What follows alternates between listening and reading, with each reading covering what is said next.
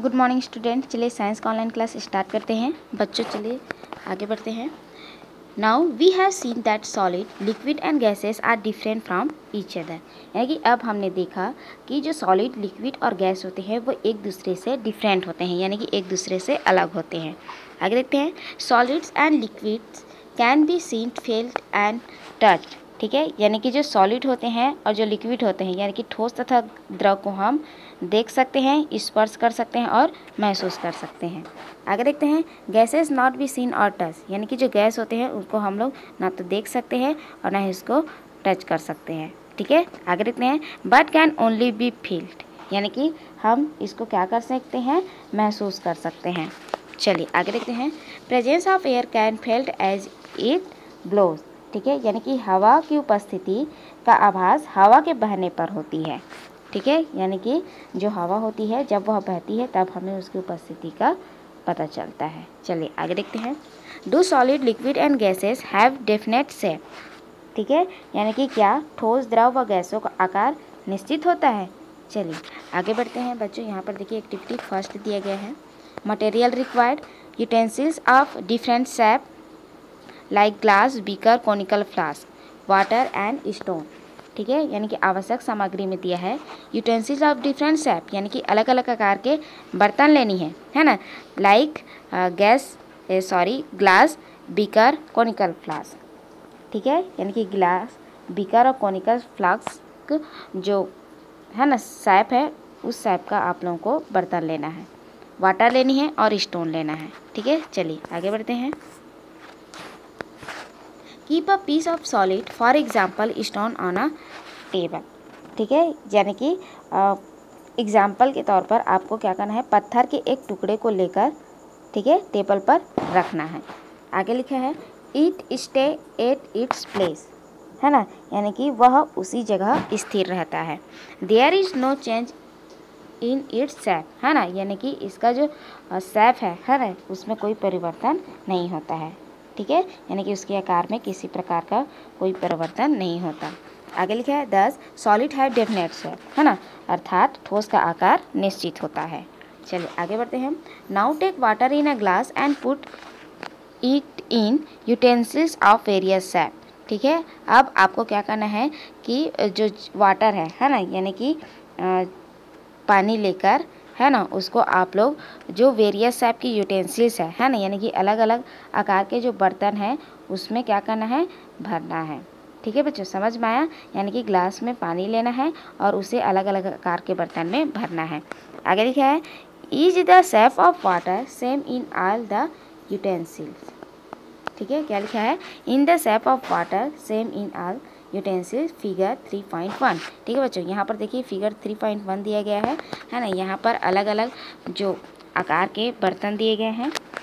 ठीक है, तो उसी को यहाँ पर बताया गया है कि जो पानी है ना, उसको विभिन्न आकार के बर्तन में डालना है ना, और बोला जा रहा है कि हर बर्तन में पानी का आकार समान है।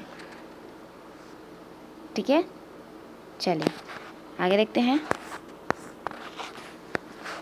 Now spill the water from one of the utensils on the table.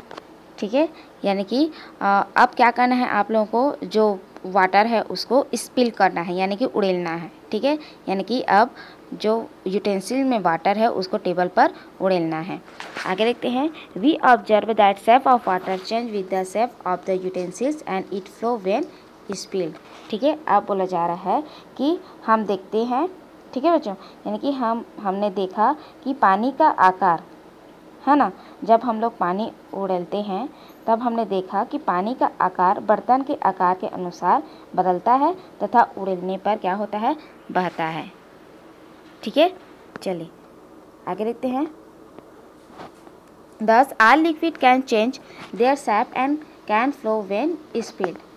ठीक है, अब आगे लिखा है कि सभी है ना जो द्रवों का आकार है वह क्या होता है, बदलता है ना, परिवर्तनशील होता है ना, तथा वे क्या होते हैं, बहते हैं। ठीक है, आगे देखते हैं।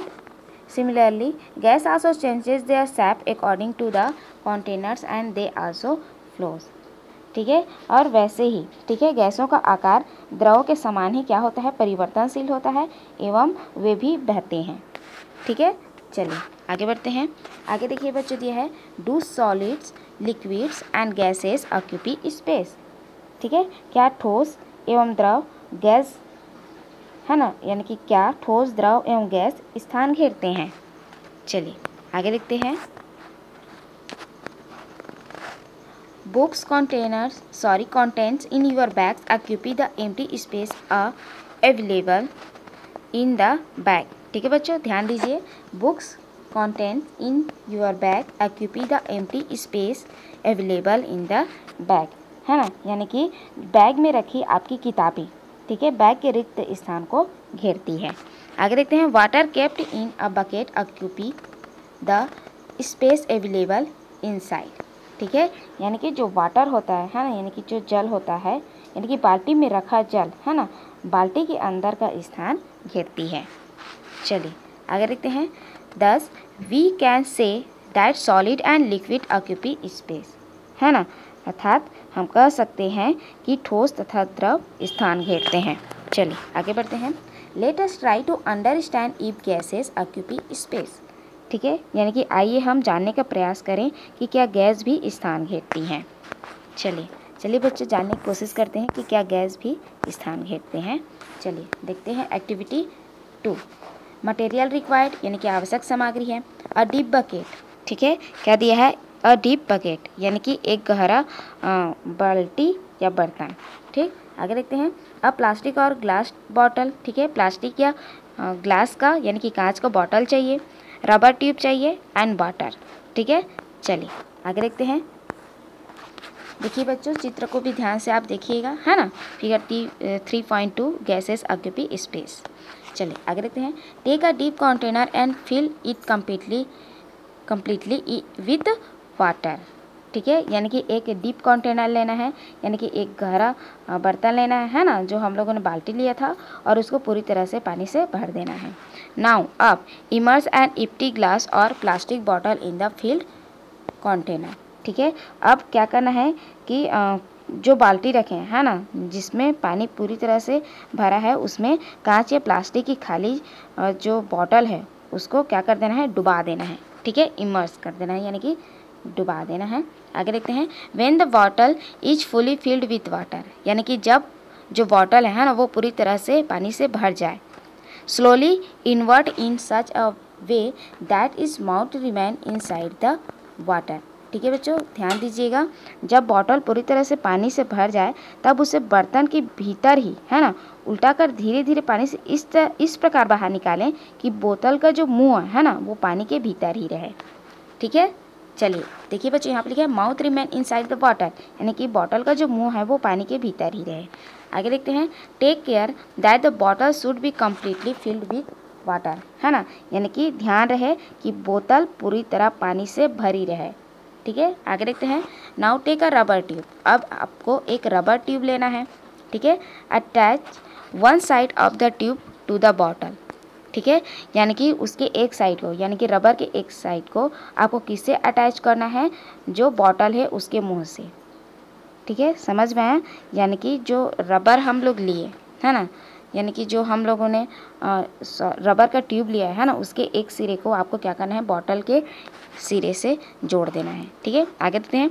Take the other end of the rubber, ठीक है, of the rubber tube close to your mouth and pump out air slowly. ठीक है, यानी कि अब आपको क्या करना है कि जो अदर एंड है, यानी कि जो दूसरा सिरा है ना रबर का, उसको आप अपने मुंह में, है ना, रखिए। ठीक है, यानी कि अपने मुंह में रख कर उसको क्या करना है, पंप आउट एयर स्लोली, यानी कि क्या करना है, हवा को फूंकना है। ठीक है, पंप करना है, यानी कि बाहर से हवा को अंदर की ओर फूंकना है। चलिए आगे देखते हैं। We see the air going into the bottle in the form of bubble।